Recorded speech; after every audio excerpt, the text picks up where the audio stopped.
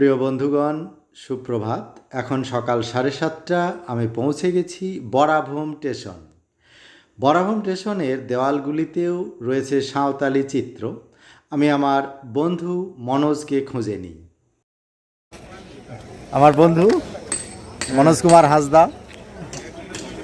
আমরা এখন ঘুরবো। যাই হোক, মনোজের নিশ্চয়ই কোনো প্ল্যান আছে।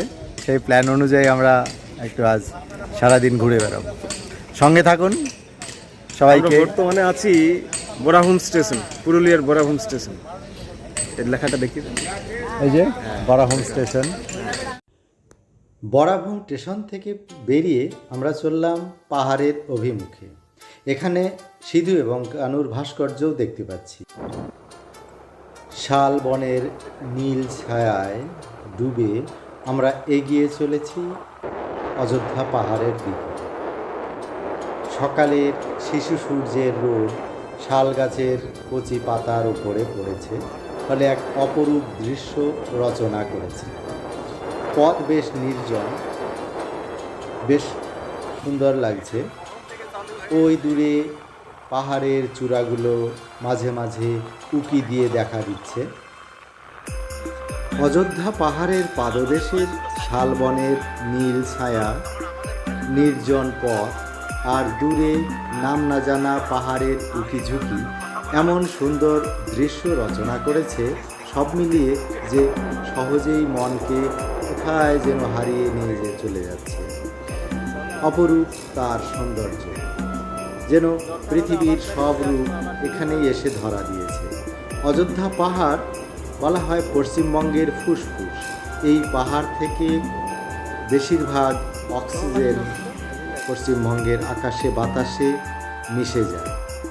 এবার আমরা চলেছি ওই পাহাড়টির দিকে। এখানে কিছু কেন্দু গাছ। আমরা যাব ভুচুংডি গ্রামে। দেখুন, নাম না জানা ফুল এবং পাহাড়। এই ভুচুংডি গ্রামে আমরা প্রবেশ করছি। ভুচুংডি গ্রামের মাটির বাড়িগুলো বড়ই সুন্দর।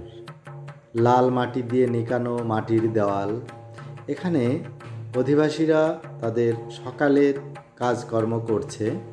আমরা এগিয়ে চলেছি ভুচুংডি গ্রামের মধ্যে দিয়ে। মনোজ আমাকে জানালো এই গ্রামে তার এক আত্মীয় বাস করে, তার বাড়ি আছে, সেখানে আমাকে নিয়ে যাবে। অযোধ্যা পাহাড়ের পাদদেশে অনাড়ম্বর এক গ্রাম। আমরা মনোজের আত্মীয়র বাড়িতে প্রবেশ করছি।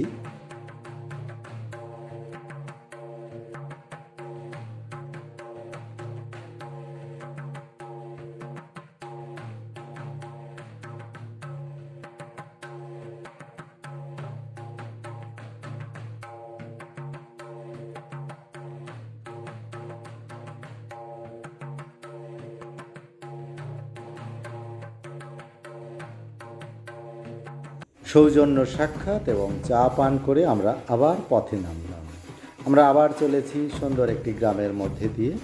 দেখুন, দেওয়ালের গায়ে লাল মাটি এবং রং দিয়ে কী সুন্দর সব চিত্র অঙ্কন করা। সাধারণত বাড়ির মেয়েরাই এই ধরনের চিত্র অঙ্কন করে থাকে। এবার আমি চলেছি মনোজের গ্রামে। মনোজের গ্রামের নাম গোঁসাইডি। সামনেই ওই বাড়িটা মনোজের। এই যে মনোজের স্কুটার, এই যে মনোজ দাঁড়িয়ে আছে, মনোজের বাড়ি। আজ এই বাড়িতেই রাত্রিবাস মনোজের সঙ্গে। এই যে মনোজের বাড়ির দরজা। মনোজের বাড়িতে আমি প্রবেশ করছি। দেখুন, মনোজের বাড়িতেও মাটির দেওয়ালে বেশ কিছু চিত্র অঙ্কন করা আছে। মনোজ জানালো এগুলো তার ওয়াইফ মালতী হাসদা অঙ্কন করেছে। দেখুন কি সুন্দর, বাড়িটাও ছবির মতোই সুন্দর। এই যে দেখছেন, এটা গোয়াল ঘরের দেওয়াল। গোয়াল ঘরের দেওয়ালটাও কি সুন্দর ছবি দিয়ে ভরিয়ে দেওয়া হয়েছে। এই যে মনোজের বাড়ির উনুনগুলো দেখুন একটু, 3 মুখ উনুন, এদিকে 2টো, এদিকে 1টা। এটা এই উনুনটার 2টো মুখ, এই যে 3টে মুখ। আর মনোজের ছেলে হৃদয় হাসদা।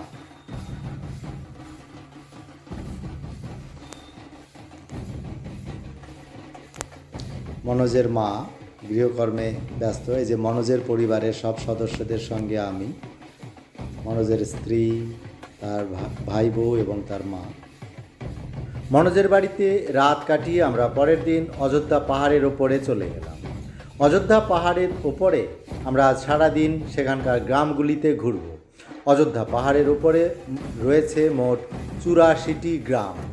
এই গ্রামগুলোর বেশ কয়েকটি গ্রামে আমি যাব এবং সেখানের জীবনযাত্রা, মানুষের সংগ্রামশীল জীবনের প্রতিচ্ছবি সব দু চোখ ভরে দেখব। মনোজের বন্ধু সীমান্ত মান্ডি, তার কাছ থেকে জানতে পারলাম পাহাড়ের উপরে মোট 84টি গ্রাম রয়েছে। এই গ্রামগুলির নাম বড়ই অদ্ভুত এবং প্রত্যেকটা নামের একটা সাঁওতালি অর্থ রয়েছে। তবে গ্রামগুলির নাম আমি মনে রাখতে পারিনি কিছুতেই। এই গ্রামে প্রবেশ করার পর মনোজ এক গ্রামবাসীর সঙ্গে তাদের সাঁওতালি ভাষায় কিছু কথোপকথন করল। বেশ ভালোই লাগছিল শুনতে, আপনারাও শুনুন। kan iya kota bang bakan miti board iya ona road iya ona iya ka তুই তো ভিডিও বানাওয়া ইউটিউব ভিডিও কো বানাও আছে ha ha ha ona video বানাওয়া হড় কানা ইউটিউবার কানা লাটু আদো ইরেন কে গাতে কানা মিন চলো বুরু আগু কদিন দাঁড়ান ha মোরে তো মান্ডি কো মেনা পে আতো নোয়া en হানা টা টলার দো Murmu hana latasan de murmu na ko ointe he on Santali মেয়েরা তাদের বাড়ির দেওয়ালে যে চিত্রগুলি অঙ্কন করেছে তার সঙ্গে অন্য কোনো বাড়ির চিত্রের কোনো মিল নেই। অর্থাৎ প্রত্যেকটি বাড়ির চিত্র আলাদা আলাদা, এই জন্য আরও ভালো লাগছে।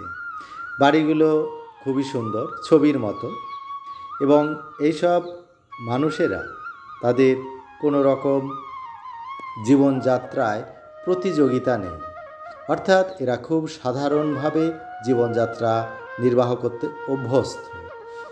বেশ ভালো। আমরা চলে এসেছি অযোধ্যা হিল টপ, অর্থাৎ একদম উঁচুতে। এই জায়গাটার নাম দেখুন, অদ্ভুত, বাগানডি। এখানে ফুলো ঝানো মোড়, এই জায়গাটার নামও অদ্ভুত।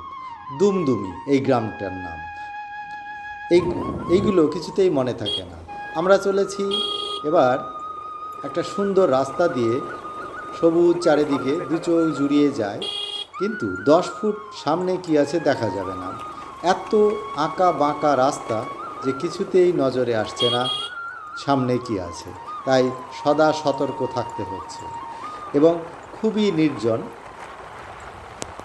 অযোধ্যা পাহাড়ের ওপরে মনোজ তার এক বন্ধুর বাড়িতে আমাকে নিয়ে গেল। বন্ধুর নাম সীমান্ত মান্ডি।